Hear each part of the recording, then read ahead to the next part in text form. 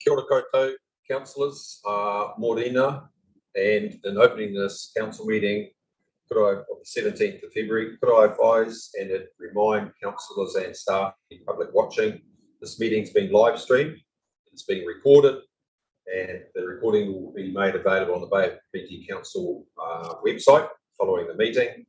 Also remind all present that local government decision making affords no protection to councillors, council officers, and the public for comments made during the meeting that are subsequently challenged in a court of law and found to be or determined to be slanderous. So with those opening comments, could I ask Councillor White for an opening karakia, please? Kia ora, te amana me koutou hokinga memo o te kaunihera, me ngā memo o te hapori hui mai nei tēnei rā, e karakia o te kaunihera mō tāta, kei nui tāta. E te atua nui tōnu, ko mātou e nei nui atu nei ki a koe. Kia tau mai te māramatanga ki a mātou whakariti mō tēnei rā.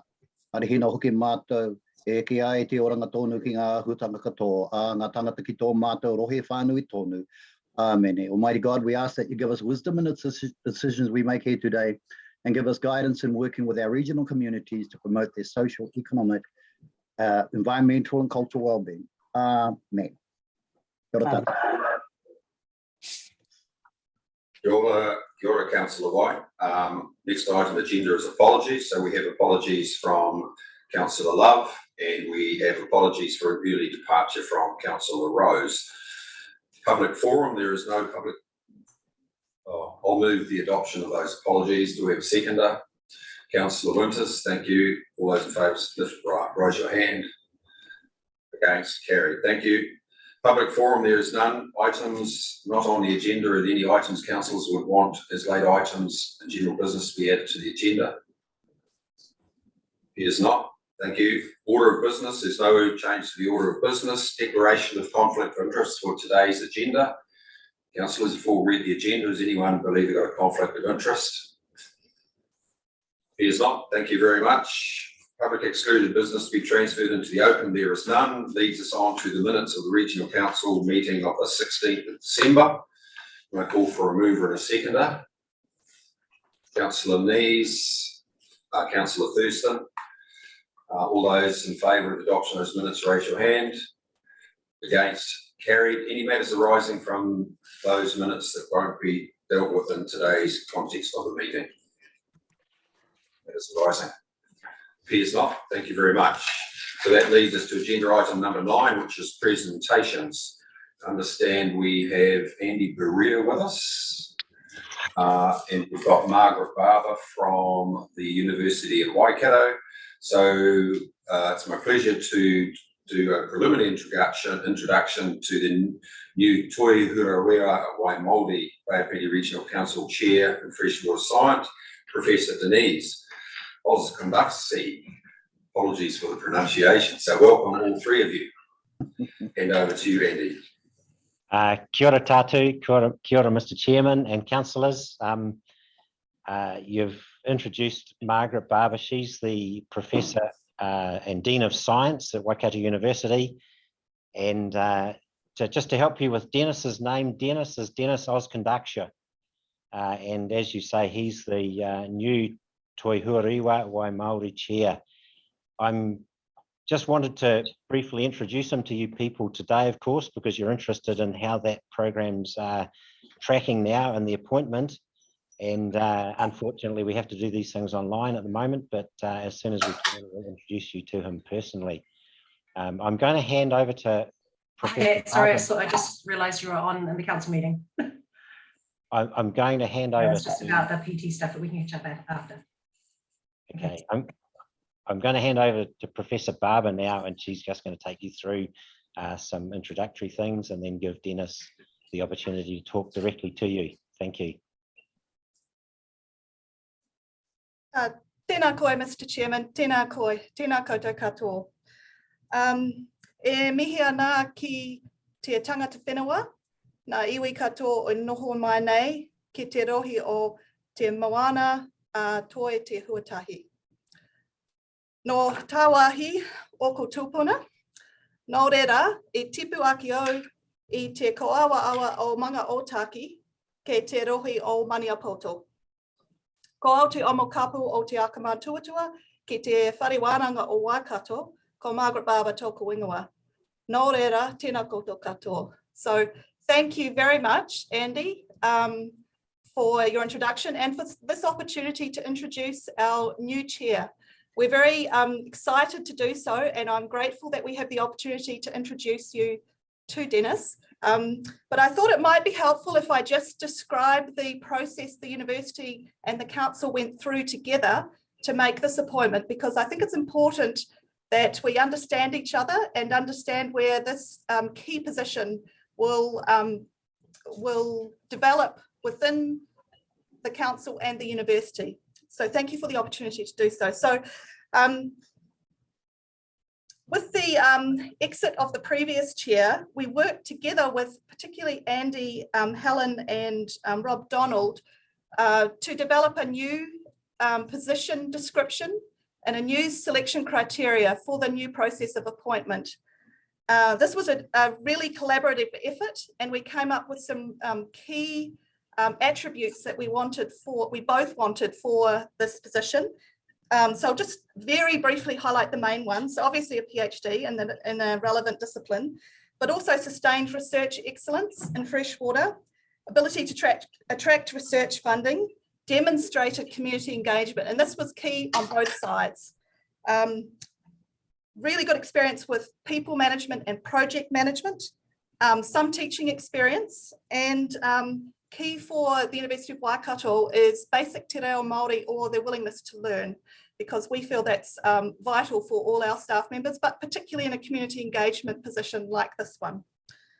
So having got a position description that we agreed on, we developed the selection process, which included a partnership approach. So council employees were on the selection panel, along with key members of the university, obviously.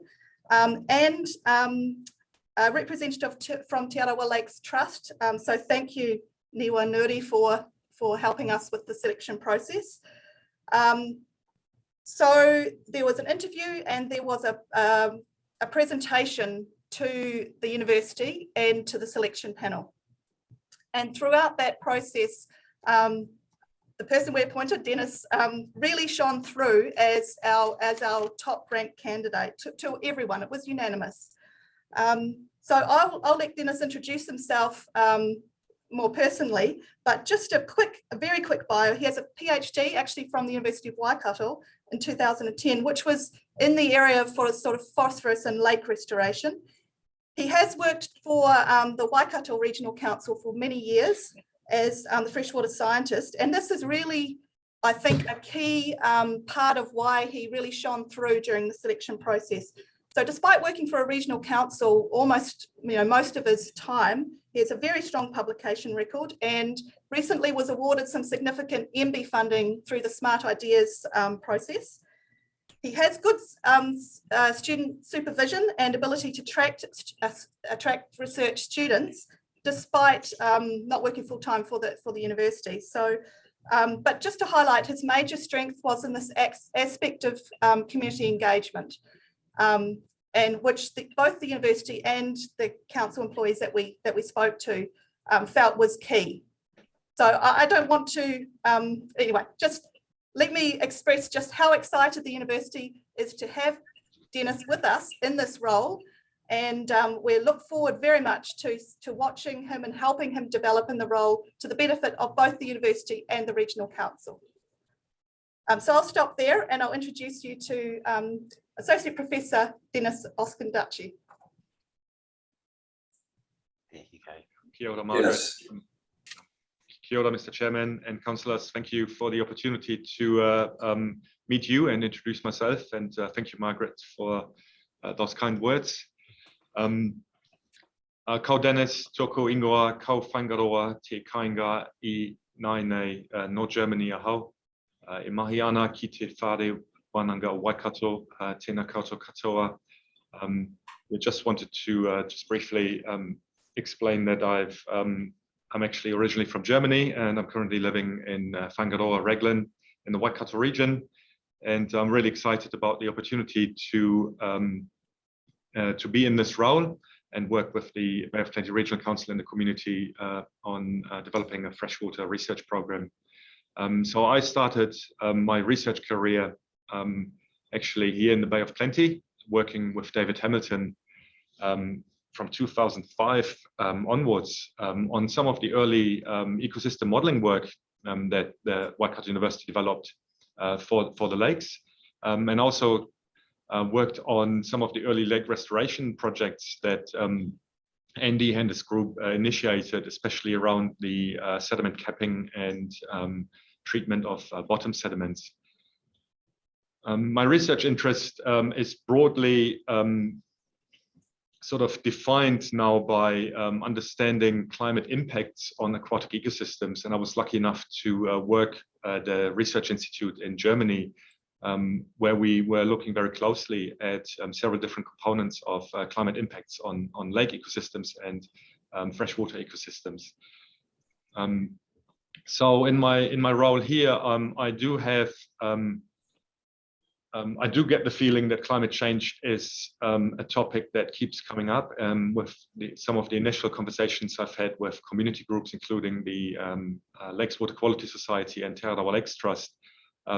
Two key themes keep coming up, and one is climate change impacts and the other one is connectivity. So over the next few weeks, I will have ongoing conversations with members of the community to better understand what the concerns are around those two themes and what the research and knowledge gaps might be. And we will aim to develop a rigorous research plan around those themes, I believe.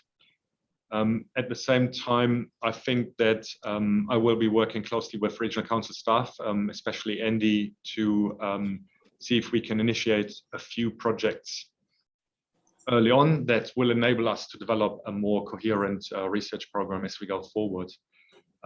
At the same time, I think we already have quite a bit of research funding now available to us from central governments that will enable us to develop tools that will put us into good space for really looking at some of these longer term issues as well.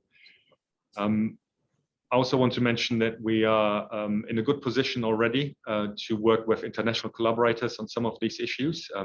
These themes that I've mentioned to you aren't unique to New Zealand, obviously, and we have strong collaborative networks across Australia, Central Europe and North America to really leverage some of those teams in those places to make sure that our research program is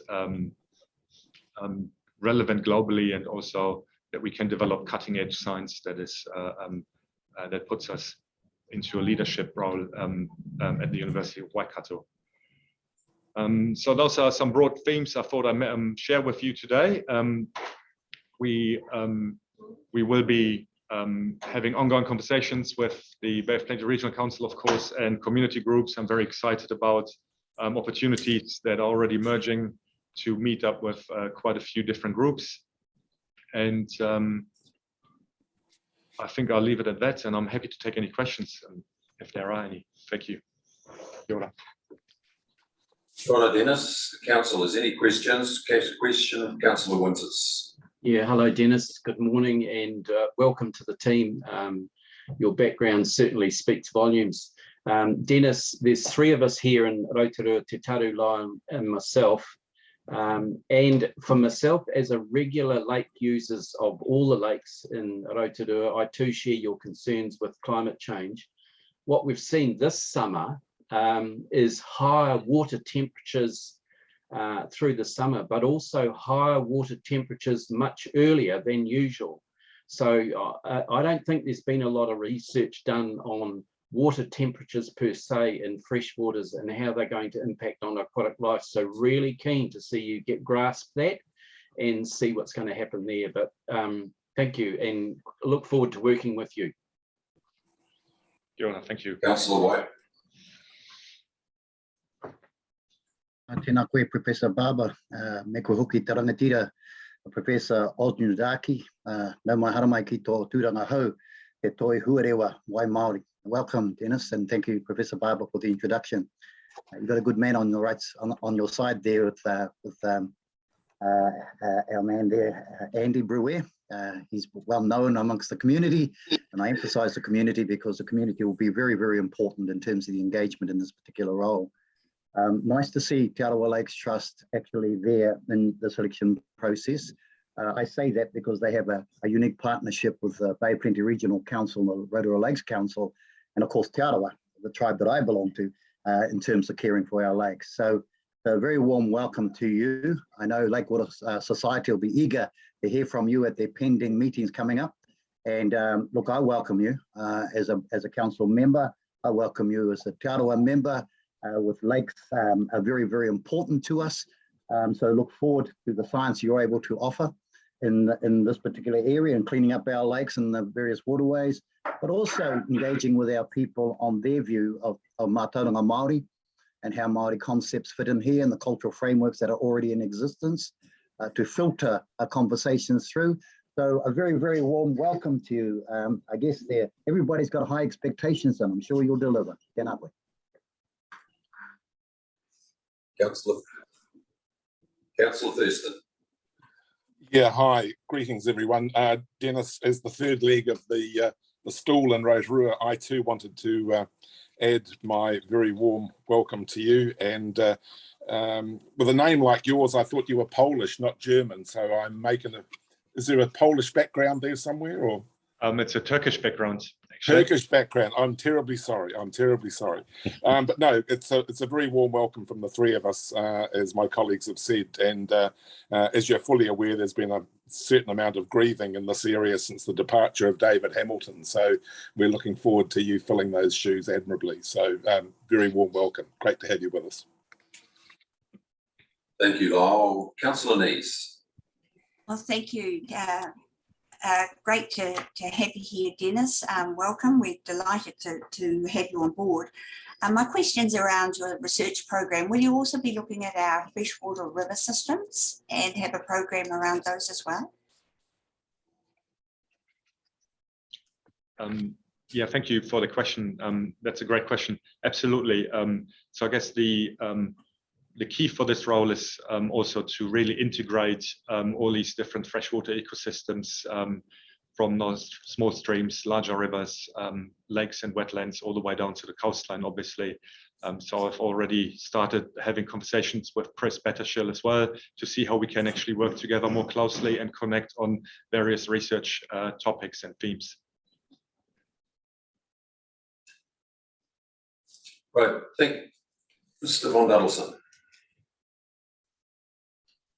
Thank you, Professor, and a warm welcome to you. We look forward to your work. One of the areas that is concerning to us all is availability of water, enough water for use. And so when you look at fresh water, I think it's really important that you drive deep into this, and it's not just around the lakes, it's around the whole of the Rohe. And we need to have a very clear understanding of availability of water. And I hope that you can use your expertise to drill into this further. We've done a lot of good work in recent years on this, but it's something that I think is essential if we're going to have good decision making and good outcomes for our community. Thank you and welcome.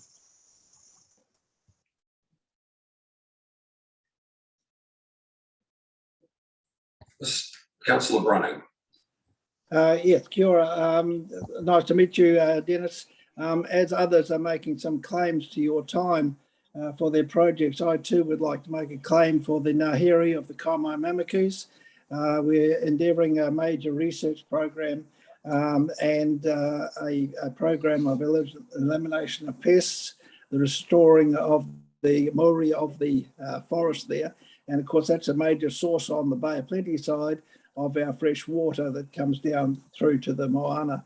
So I look forward to having some engagement with you in that role. Thank you.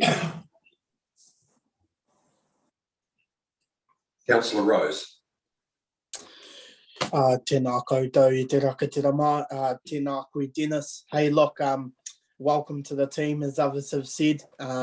It's very good to meet you, but also see you face to face as such through Zoom. Look, really looking forward to the mahi that you're doing. You're going to be doing both in the lakes, but also the freshwater. Of course, here at Regional Council, and my colleagues would agree, freshwater is such a huge aspect to what we do. And so the mahi that you're going to be commencing in the near future is such an important kaupapa for us. And so I just say thank you. And yeah, we look forward to seeing the mahi that you do in the near future. Thank you, councillors. So Dennis, it just falls to me to conclude this.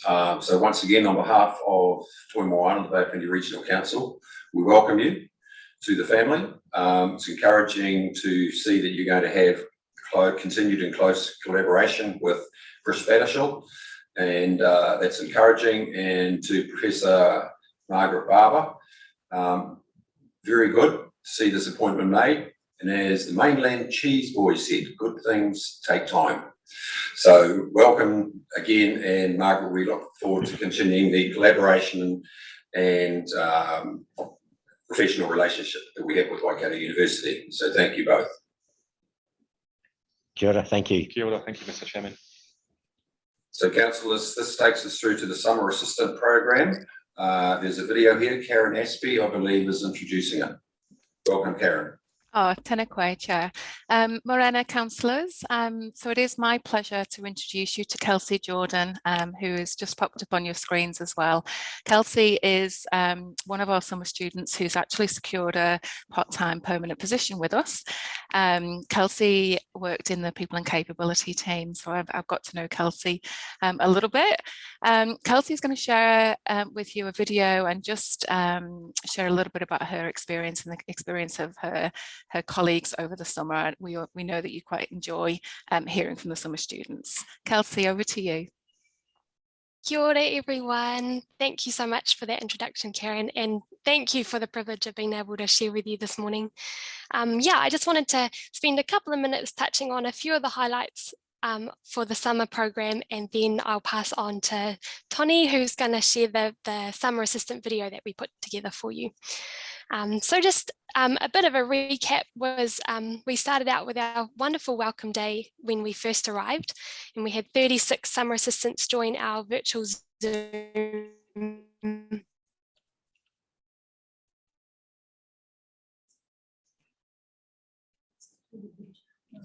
welcome day, which was hosted by Liz Thor, as well as Councillor Rose, and they all shared different aspects of Toi Moana. And man, I just remember us all leaving feeling so inspired and just so pumped to be embarking on the journey here. So that was really cool.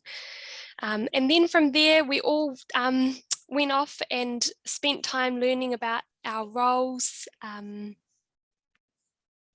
getting to know our teams. For me, a personal highlight was being able to apply practical university learnings to real life situations. I'm doing a degree in HR, so to be in a team where there's so much experience to draw from has been incredible. Another highlight has been the opportunity and challenge of being adaptable within the COVID framework. As the coordinator of the summer assistants, I had to get really creative in trying to keep connected and make sure that everyone felt supported.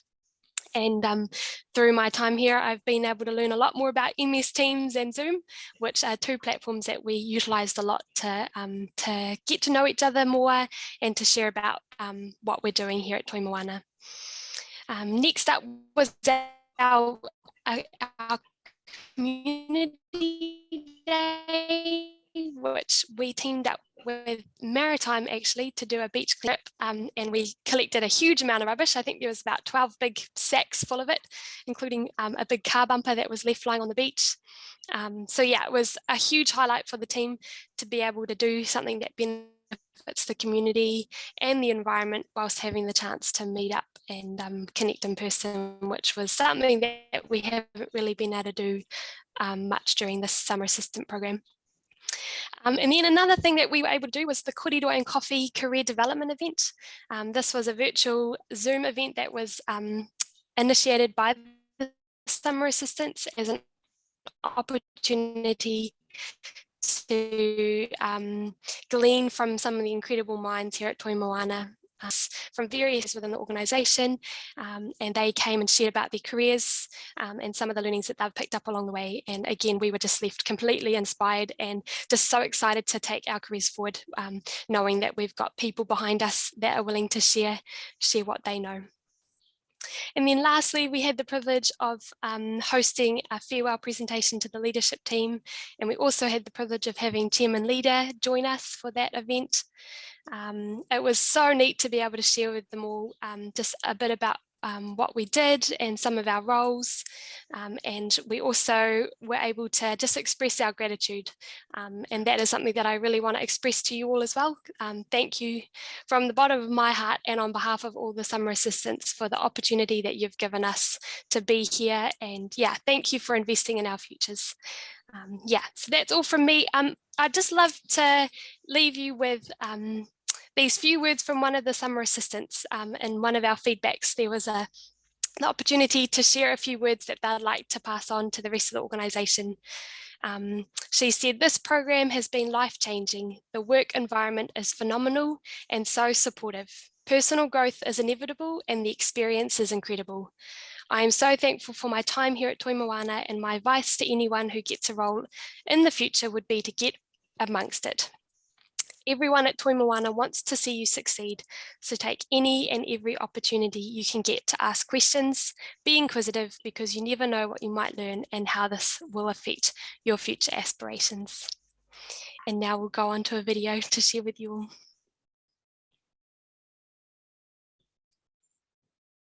And whilst that's coming up, thanks very much, Kelsey, and welcome to the team.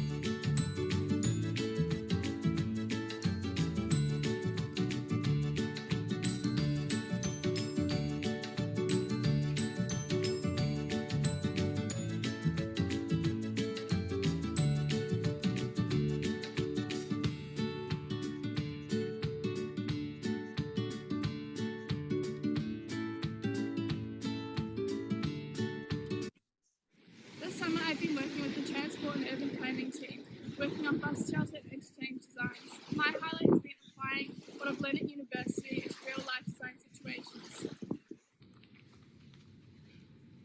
Hi, I'm Melissa. And I'm Charlotte. And we're with the science team in the Tauranga office. Today we're out at Kaiati Falls doing a coal ice sampling. But usually I'm working with the council's R packages. And I'm constructing a stormwater layer in ARC. My name is Ray. So far I've been working on some legal advice for the consents team in regard to joint consent applications. The highlight of my time has definitely been working with the legal team, getting to know them and gaining experience and knowledge from the legal team. And my biggest learning is really, it's quite simple, just continue to ask questions and you'll learn so much if you're willing to do that. Hey everyone, so I've been lucky enough to be part of the Environmental Planning and Policy team this summer. I've been working with heaps of different people. I've been doing coastal planning and working with stormwater and statutory plans. It's been really fantastic implementing what I'm learning from uni. Definitely give it a go. Thanks to everybody who helped out. Ciao. My highlight this summer has been working alongside the regional leadership group in their COVID response. This has allowed me to work with several government agencies and iwi leaders, and I'm very thankful to be in this space. That was good. This summer I've been working on lots of little projects for the GIS team that have come through the job tracker, and it's been so awesome to see the different ways that GIS is applied in and out of the workplace. Good everyone, my name is Emma and I was lucky enough to snatch up the microbiology position this summer. So I've been working here in the Whakatane lab with the laboratory and sampling services team. I've been processing the water samples as they come in, and I'll just show you. So this is the space that I've been working in for the most part. Just wanted to say a big thank you to Toi Moana for this amazing opportunity. I have learnt so much over the summer, and it's just been the coolest time, and it's really helped me solidify my love of the sciences and helped me decide more about what I want to do in the future. Kia ora, my name is Te Waikamihi, and so far in the office I'm working on designing a mātauranga Māori driven environmental monitoring tool, and out in the field I'm helping to run a free diving course for Ngāti Awa Rangatahi. My biggest highlight is speaking at Komiti Māori, and my biggest learning is without the environment there's nothing. My top highlights have been practically applying HR in the real world and the incredible people that I've met here at Toi Moana. The opportunity to ask them questions and to learn from them has been absolutely amazing. Kia ora koutou, my name's Drew. It's been such an awesome experience working as part of the compliance team over the summer. One of my highlights for this week is hanging out with these guys out on site. Kia ora, I'm Donovan. And for me, gaining some insights into the varying roles here at Toi Moana has been a personal highlight. Thank you for that. Kia ora, leadership team. Hey, I just want to say thank you very much for the opportunity to be a summer student again.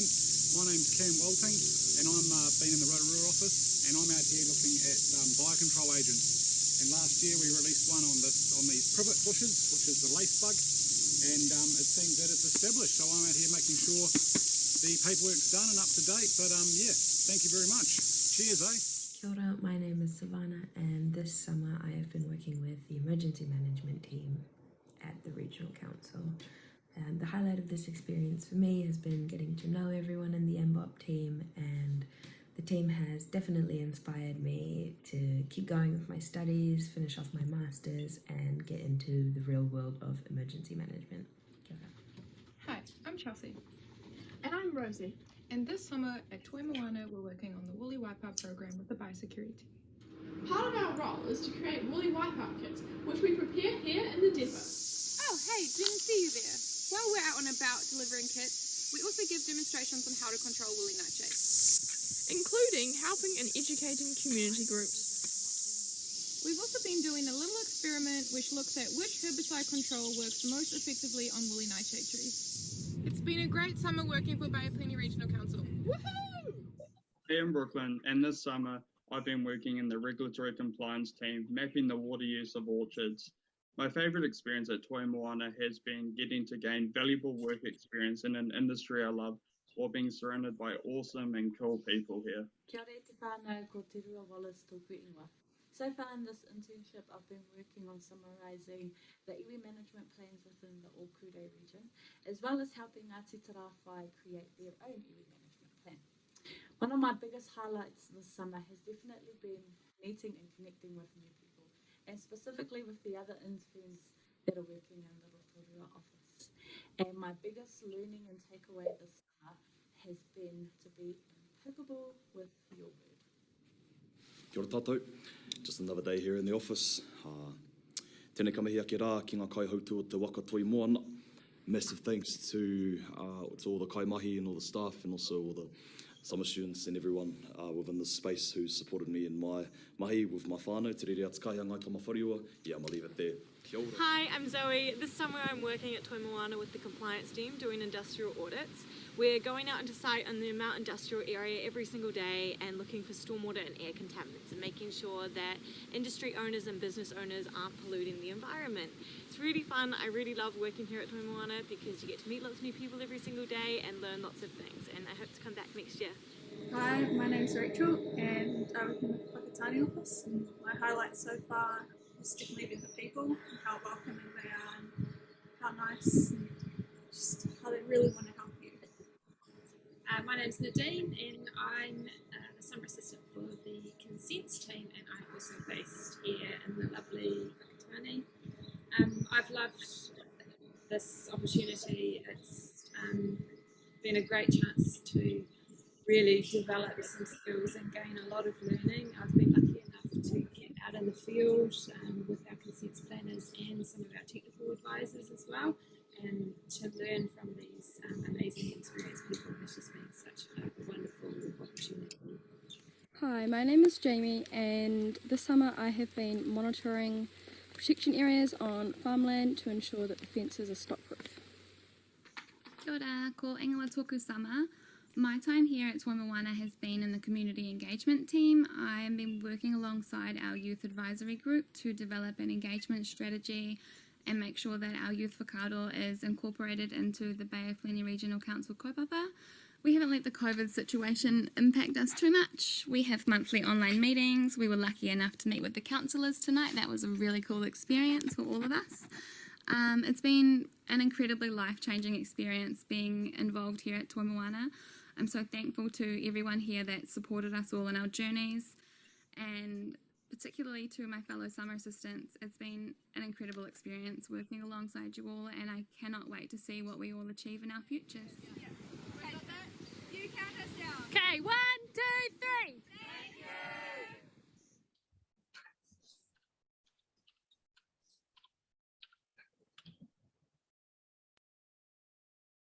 Right, Kelsey or Karen, do you want to wrap this up? Or do you want questions from councillors? Yes, please. Thank you so much, Kelsey. Yeah, if there's any questions, we're happy to answer. Councillor White.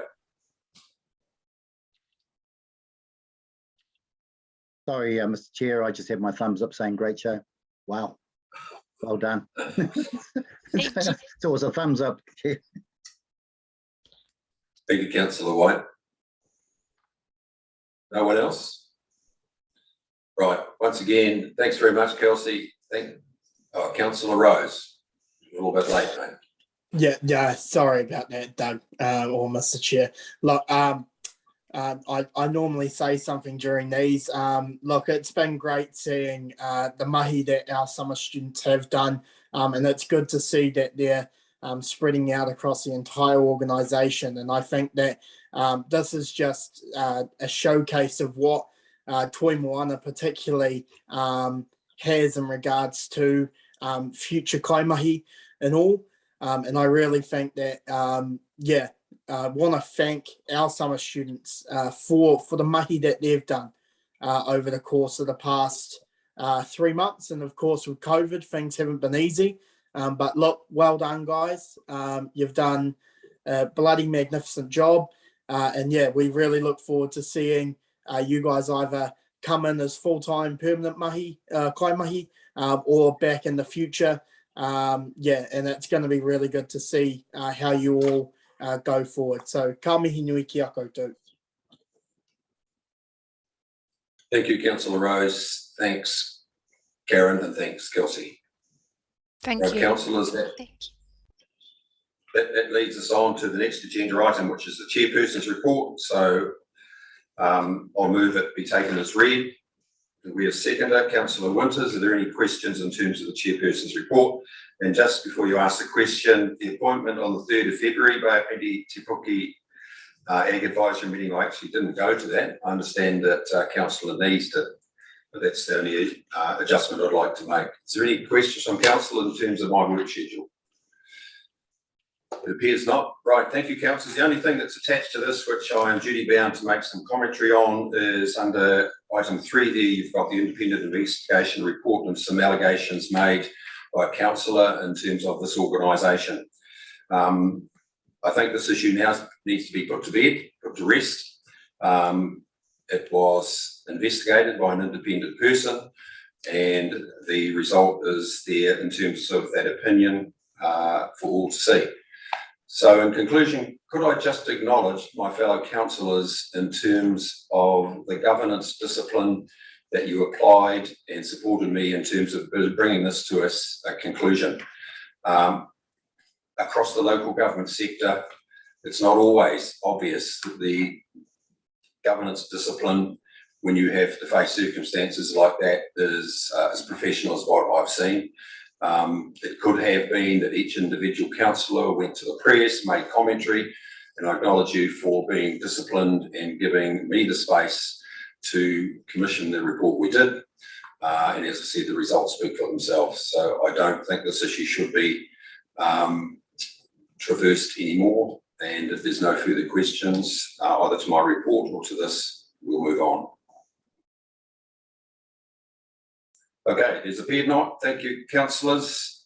So I'll move the adoption of the chairperson's report. It's been seconded by Councillor Winters. All those in favour, raise your hand. Against, carried. Thank you. 10.2, Public Transport Service and Infrastructure Business Case Procurement Plan. Chief Executive, do we have James? Kia ora tātou, councillors. Yes, we have Namuta and James who will present this agenda item. Tēnā koutou, councillors. So on page 61 of your agendas, we have the paper here on Public Transport Services and Infrastructure Business Case, and we are seeking your approval for the procurement plan. We will take the report as read. Essentially, the business case is looking at the years in terms of the needs for future public transport services, both services and infrastructure. So we are happy to take questions. We also have Ollie Haycock on line 2 who will be able to respond to any questions. Thank you, Namuta. Councillor Thompson. Yes, thank you, Mr. Chairman. Question, Namuta, how does this work, or how will this work, dovetail, integrate? Oh my goodness, look at me, take me down off that screen.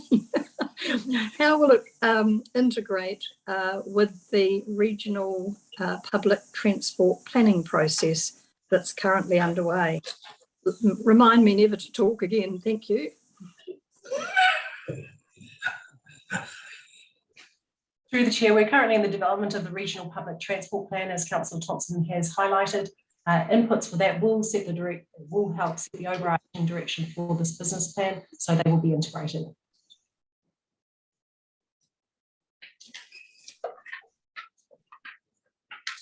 Councillor Neese. Thank you. Well, I'm sure you're going to answer in the affirmative, Namuta, but just for my assurance, could you tell us or confirm for us that the procurement plan meets Waka Kotahi's approval, and will the end product be suitable for the RLTP and NLTF decision-making purposes?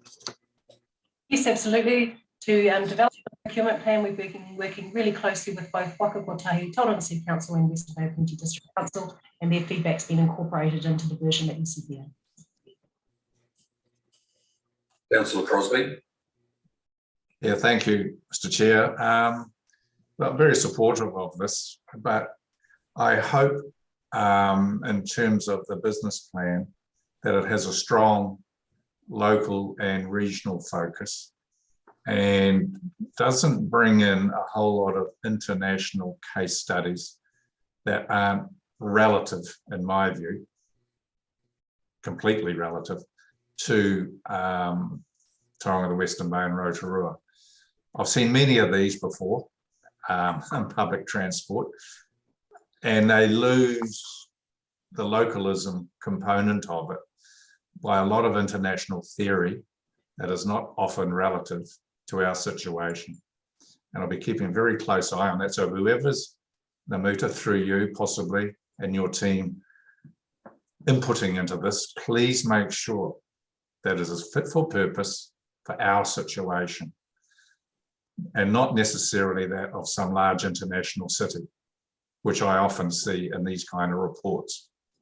You know, this is a real challenging exercise.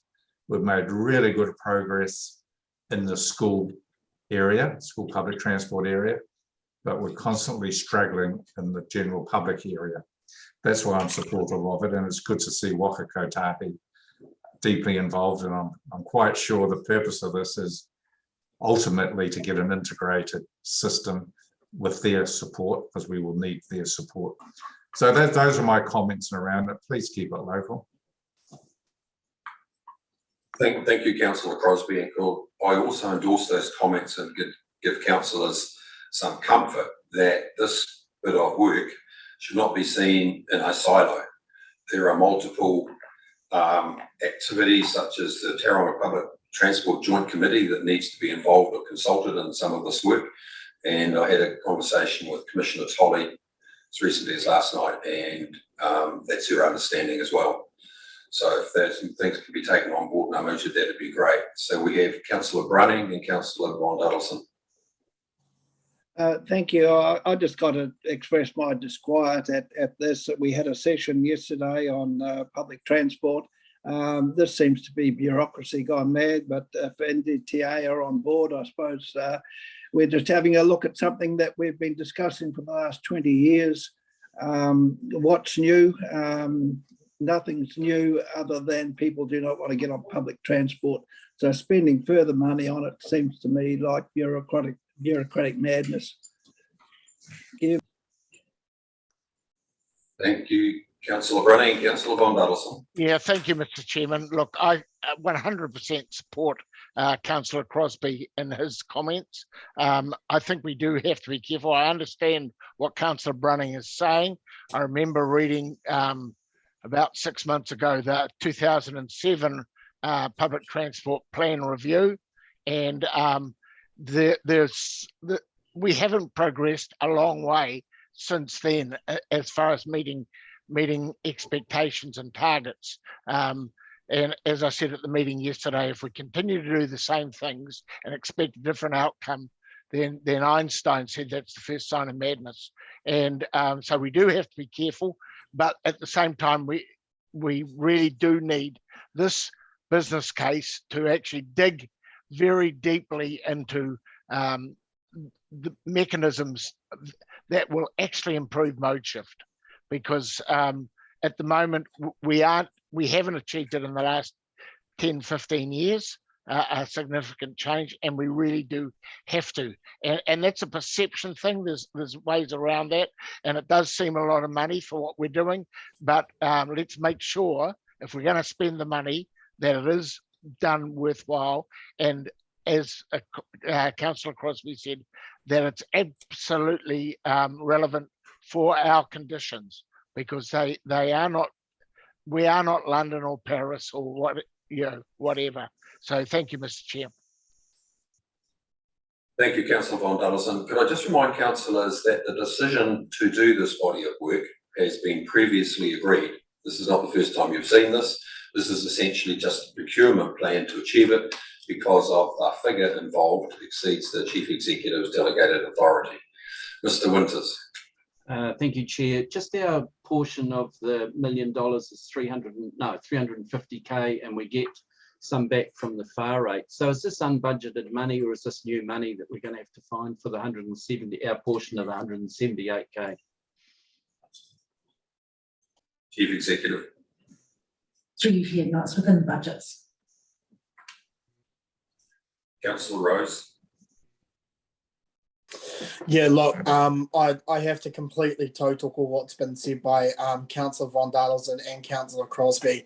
There is a big risk here that this could end up being taken out of context and out of the locals' hands.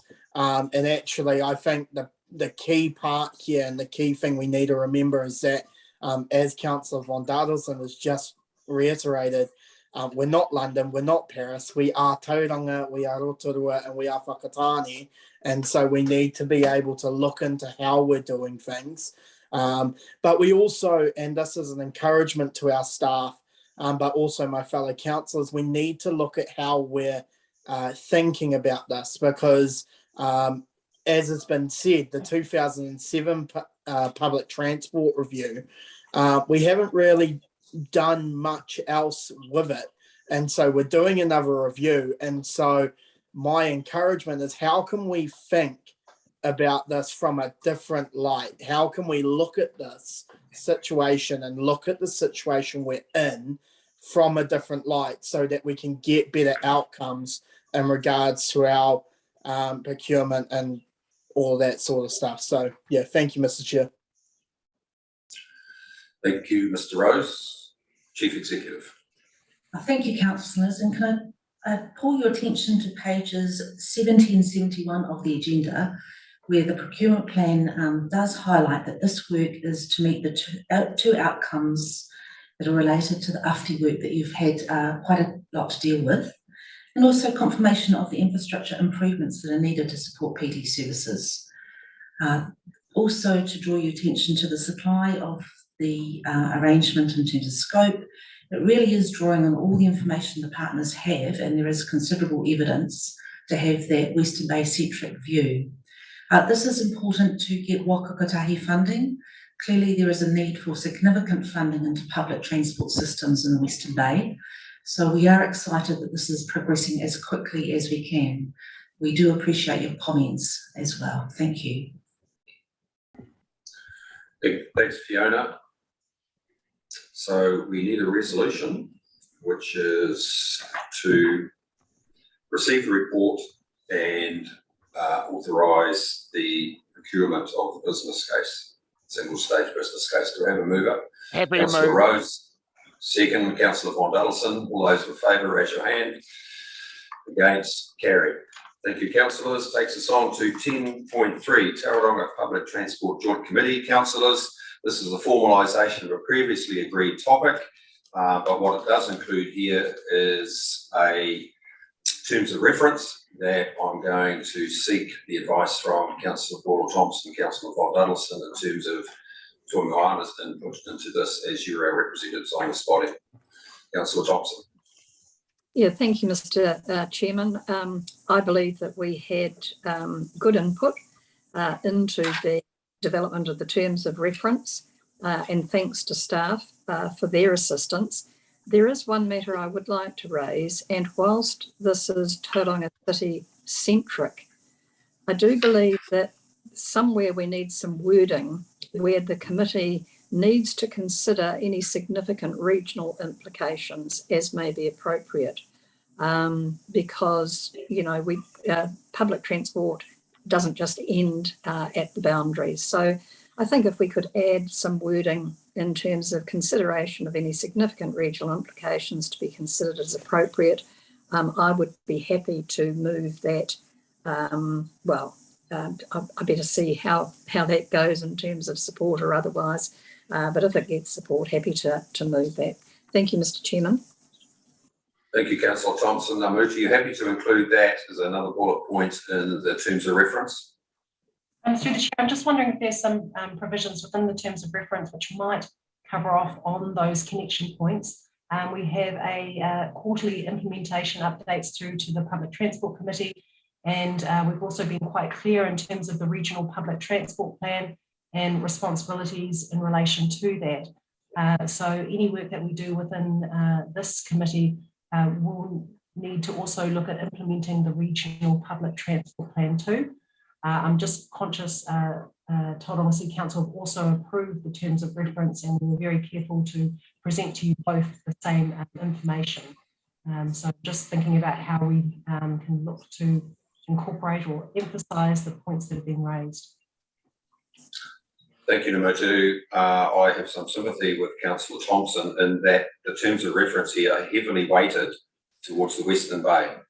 And yes, you may be able to accommodate Councillor Thompson's concerns, but I think it's important that decisions made by the Public Transport Joint Committee, which will then be recommended to the Council, do have oversight of what implications it may have for activities in terms of public transport in the rest of the region.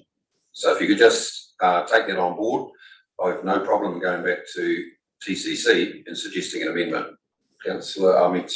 Chief Executive.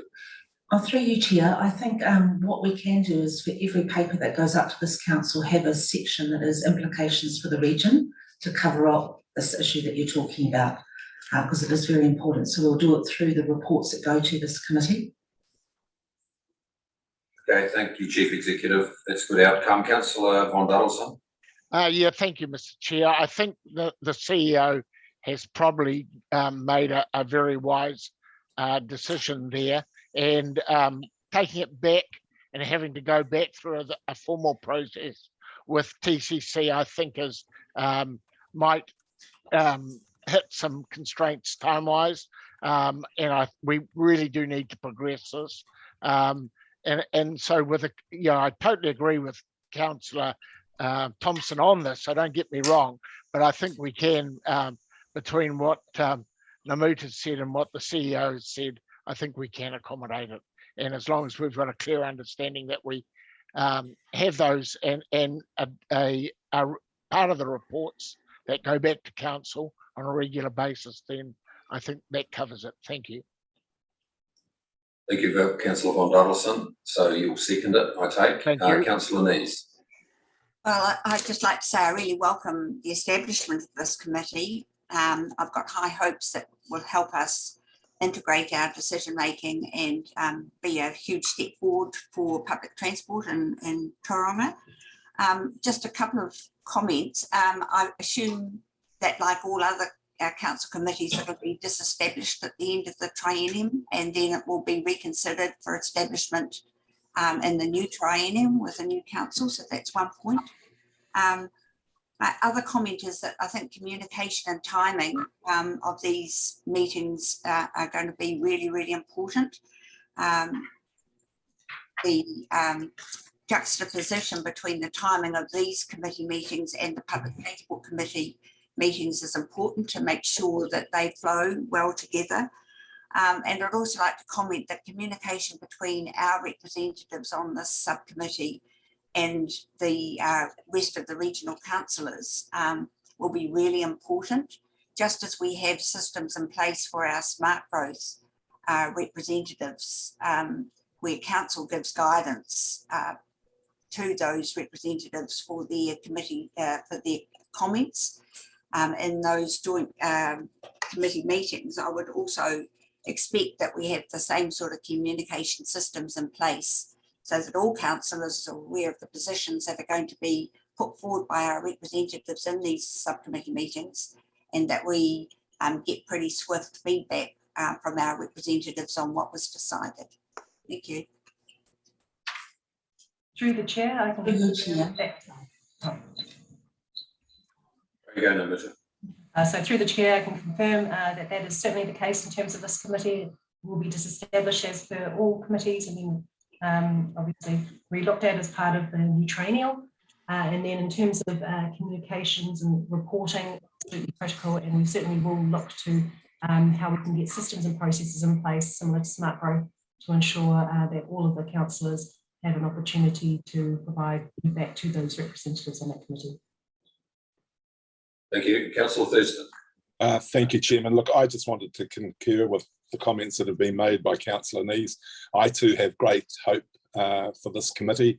I firmly believe it's a circuit breaker, but the other comment I'd just like to share with you all, and I know many of you have been participating in meetings of late with Commissioner Selwood, he really does bring a regional and global perspective to the transport arena, and I have great hope and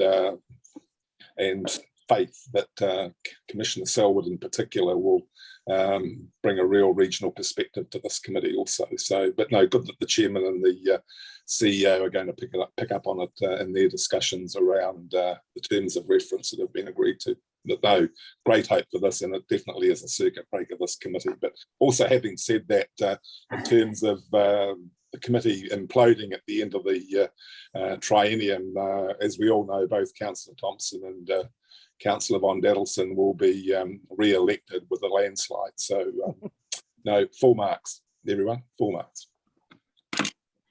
Thank you, Councillor Thurston. So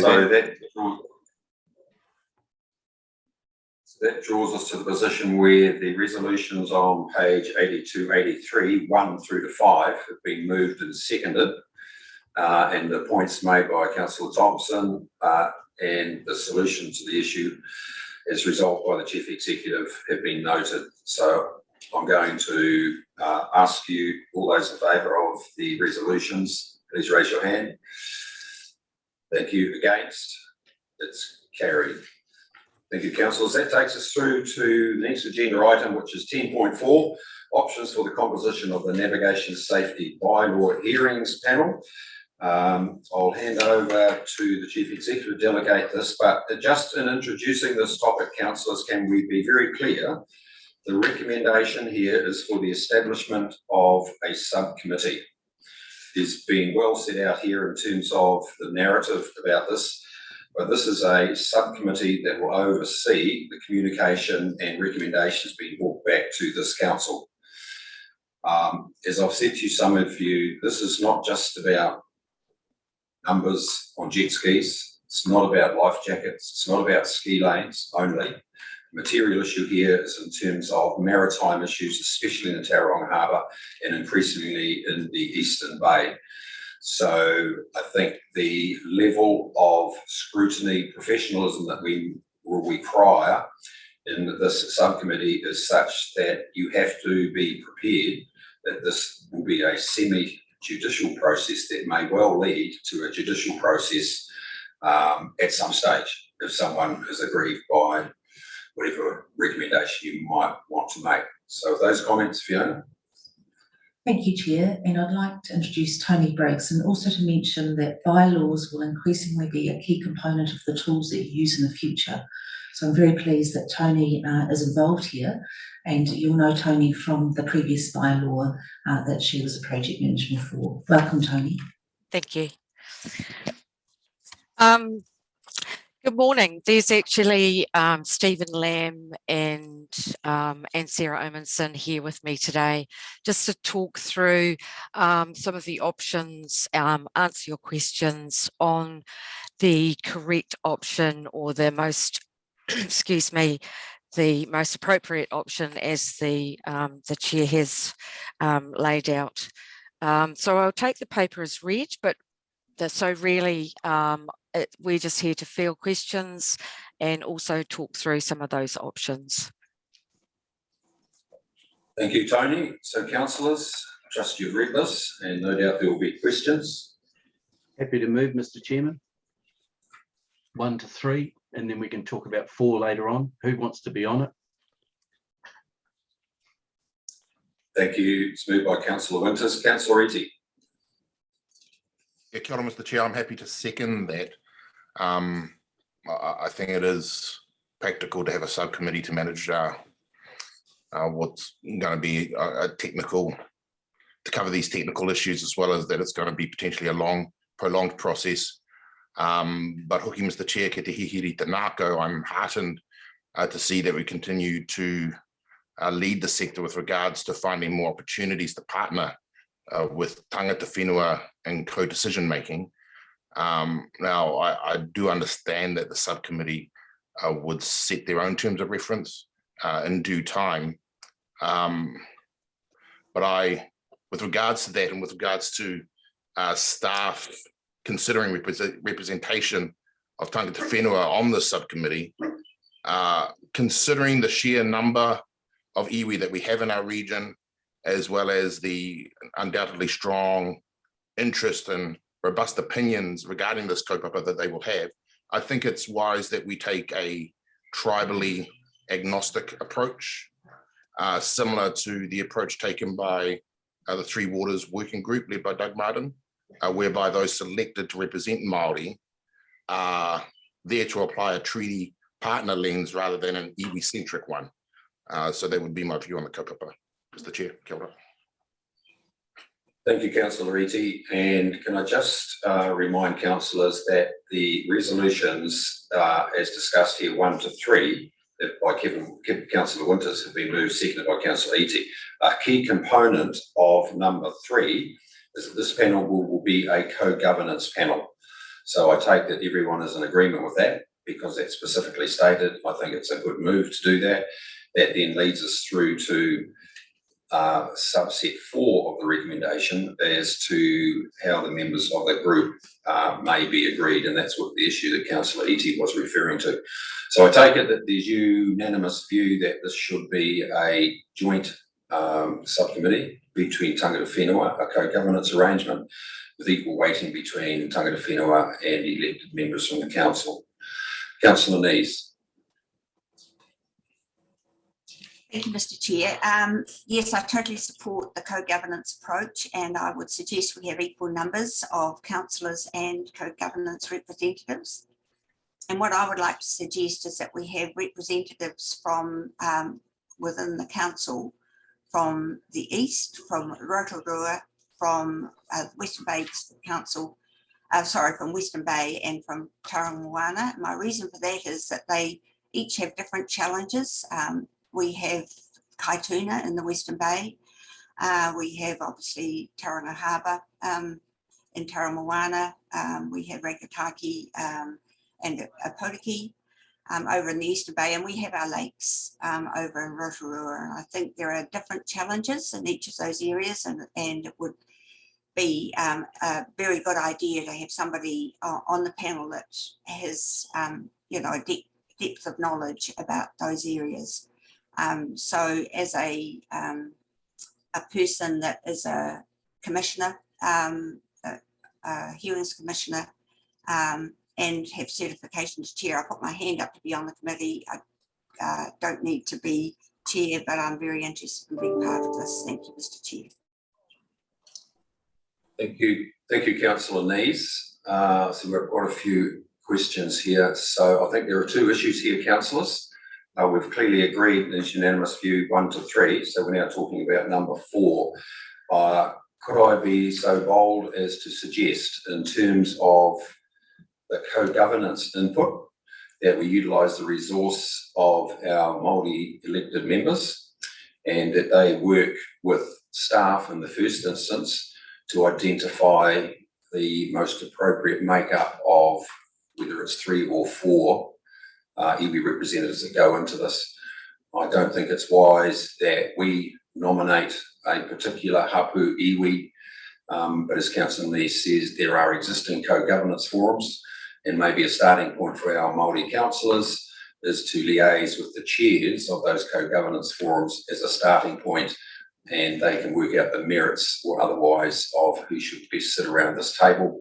And I reiterate, the expectation here is that this is needs to be a professional input into this, because as I said, clinically it's a semi-judicial process. It could well lead to a judicial process. With those comments, Councillor Crosby, and then I'll come to Councillor White and Councillor McDonald. Thank you, Mr. Chair. First of all, thanks for the explanation of the recommendations, because as they're written, they're quite meaningless at the moment. So they do need to be filled out about what we really mean in them, and not have a reference to the report. Question to Tony, actually, in terms of the MACA or marine and customary rights issues that are playing out at the moment, both in Taronga Moana and now in Aquatic, do you have a view on how they would present themselves in this process? So part of the review will also be looking at the implications, particularly around the customary applications under the MACA, and how they might affect the bylaws themselves and the application of those, because that's going to be quite specific. As yet, we haven't done a lot of analysis on what that actually means in practice, but it could definitely have an impact. So that'll be a big part of the review.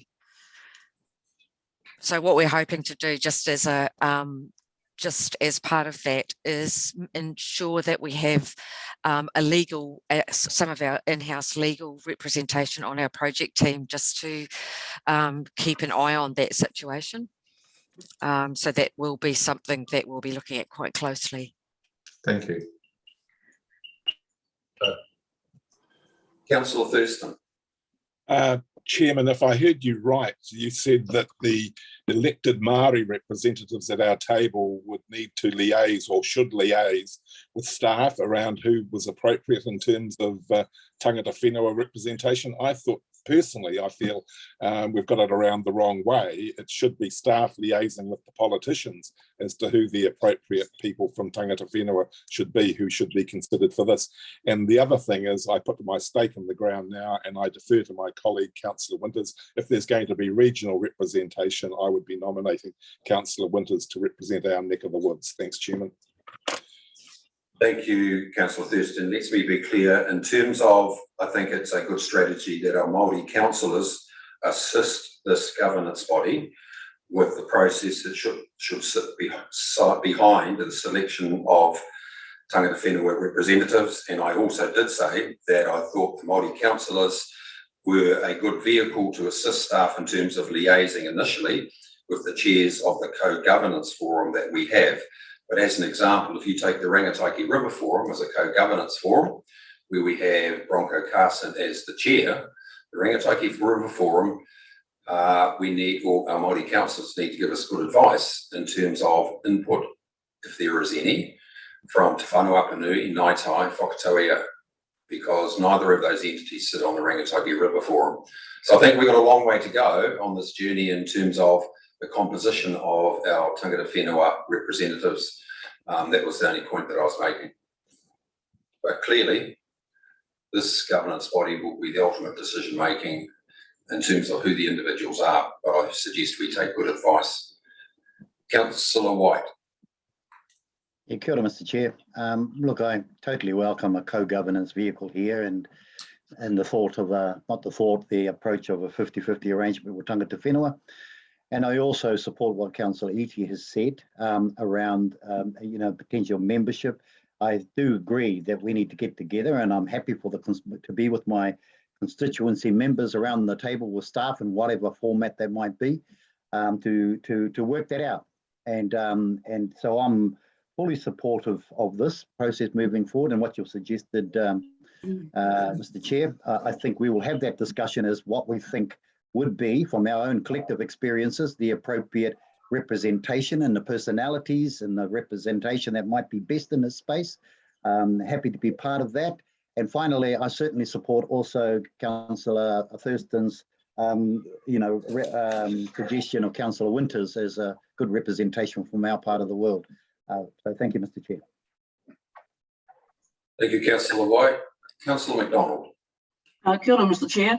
Well, I guess some of the points that I want to raise have already been raised by the previous councillors, including yourself. So fully support the Māori councillors working along staff.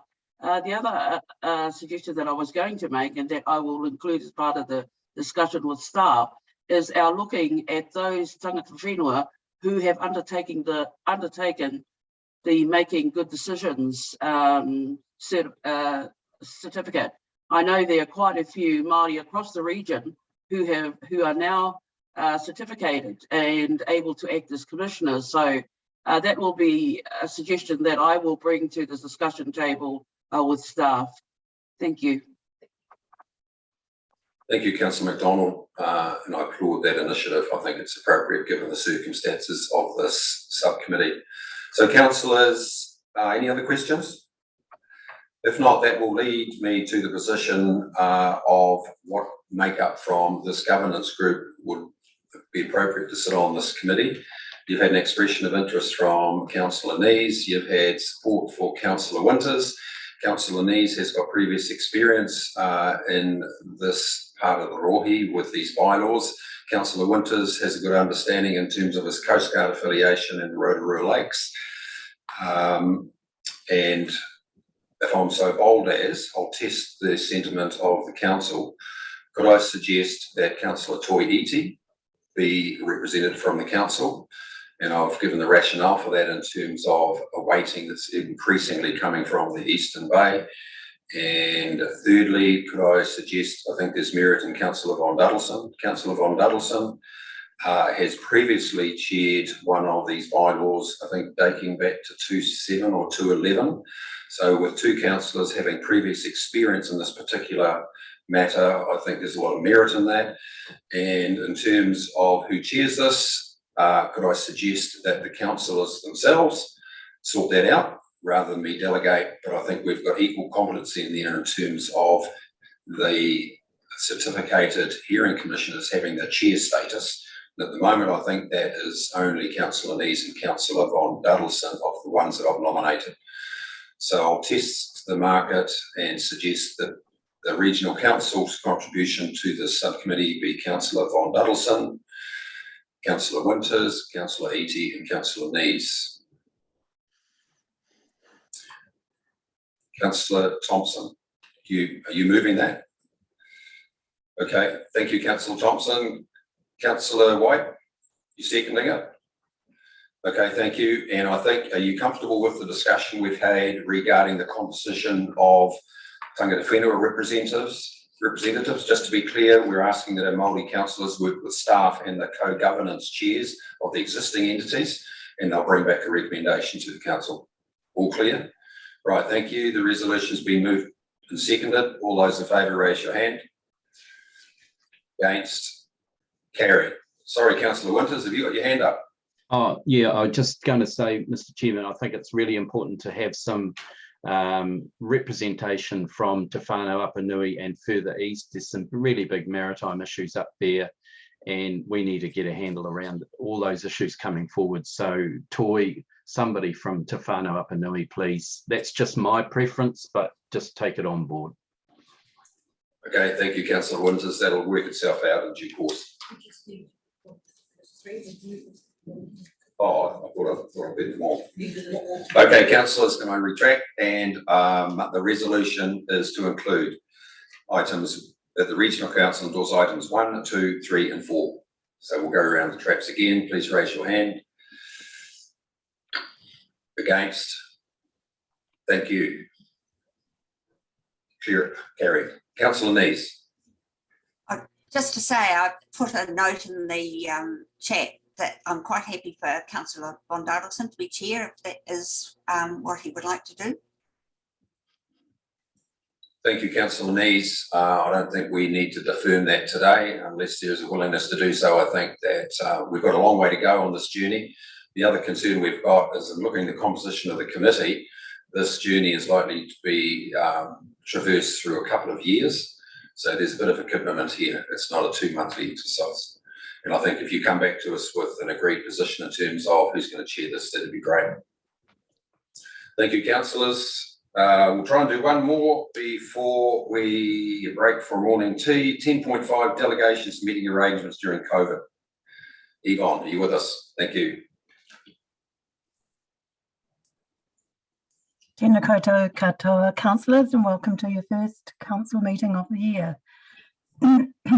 As you know, we are working in interesting times, and when this report was written, we weren't in phase 2 of red, and we've moved into that. So as you're aware, things move very quickly, and we have to adapt and move with it. What I'm presenting here is scenarios of if there are significant impacts to staff and councillors to attend meetings, we need to be prepared to move into various stages to make sure that the decision-making framework isn't compromised. So what I've presented on page 103 are some scenarios where we might need to change the structure of how your decision-making is made. We're currently in the first scenario, which is some councillors are attending, the chairs of committees are attending where their preference is to be in a room with staff. Rest of councillors are attending online.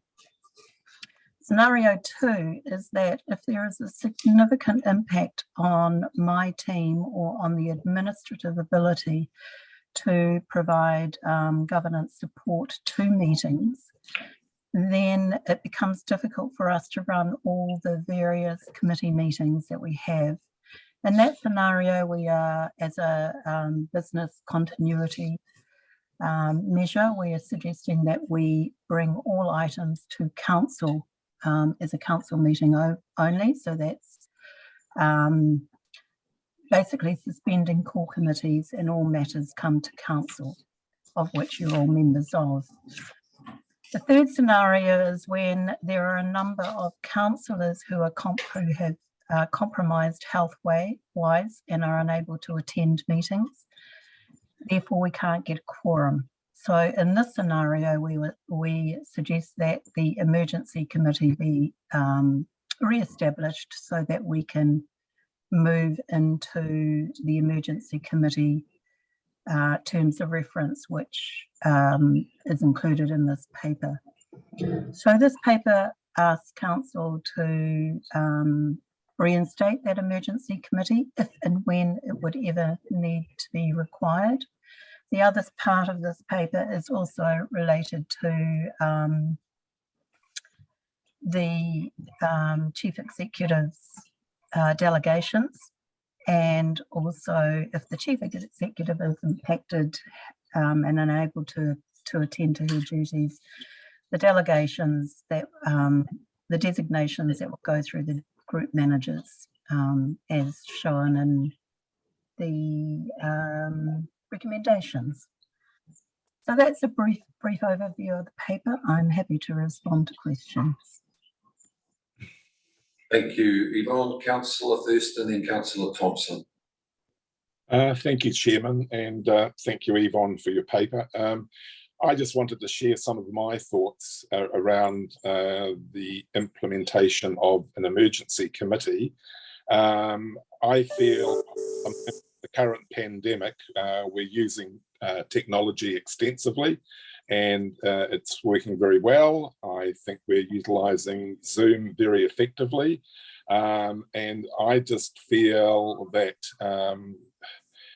the last card we throw should be the implementation or the creation of the emergency committee. I feel it impinges on democracy, and I feel that it should only be considered if and when there's hardly a councillor left standing. So I think even if we're not feeling 100% or we've been affected by the pandemic, I think we can still make a pretty valuable contribution from our own homes. So that's my view, but I firmly believe that the introduction of an emergency committee, as I said, should be the very last card we throw, and for the reasons I explained, particularly that it impinges, in my view, on the democratic process. Thanks, Chairman. Thank you, Mr. Thurston. Chief Executive. Thank you. And just to remind you that we've never had to use this emergency committee. We've been in a very privileged position over the last 2 years that this council has continued to make very good decisions through, as you've said, Councillor Thurston, the ability of technology. It is there in case it's needed, but we've never had to go there. And it would only be used in the event that you have suggested, Councillor Thurston, that we cannot get a quorum. And so that is a business continuity, and we just, as Yvonne has said, looking at every scenario. We don't expect to use it, but it is there in case we need to. Thank you, Chief Executive. Councillor Thompson. Yeah, just a point, just a question, Fiona, please. Unable to get a quorum for Zoom meetings? Is that what you're saying? Yes, that's correct. And sorry, Yvonne might talk about the legislation that allows us to continue to make decisions this way. So, councillors, this is the absolute worst case scenario that we're talking about here, where we cannot get enough councillors to attend a council meeting either via Zoom. Definitely, if we're in that situation, I doubt anyone will be in the room.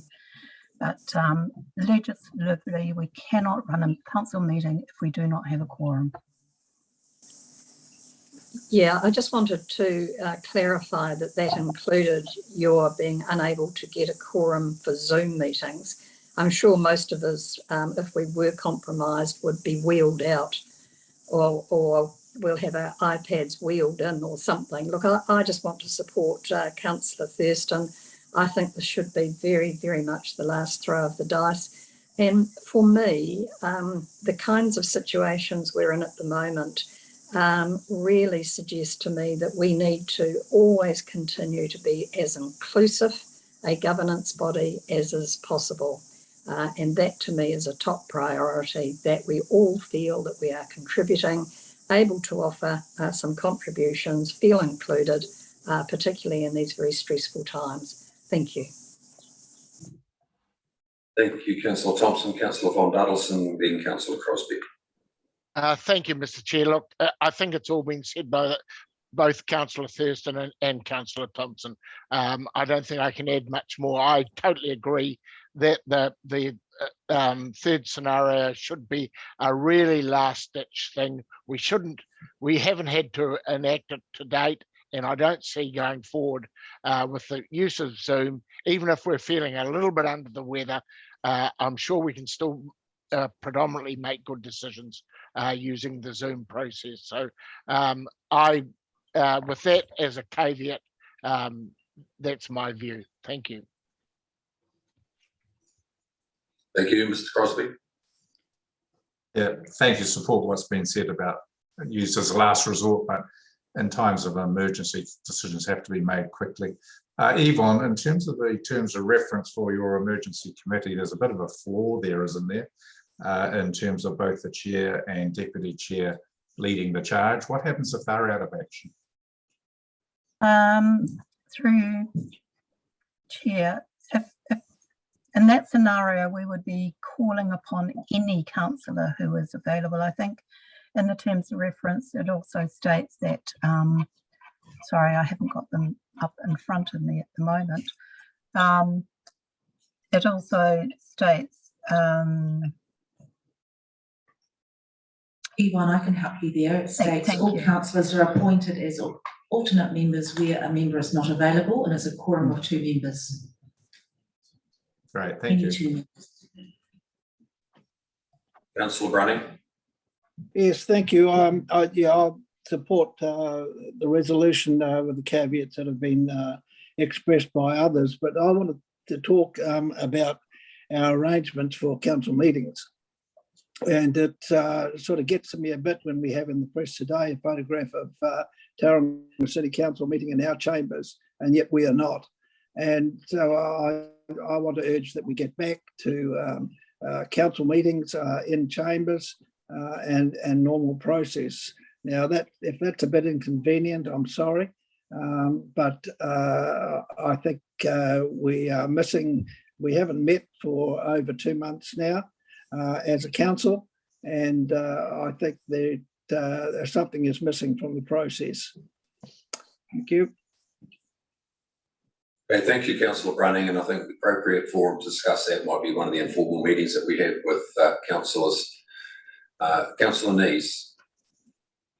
Thank you, Mr. Chair. I just note on page 101 that the emergency notice expires on 18th of March 2022, which gives us the flexibility to hold meetings in other ways.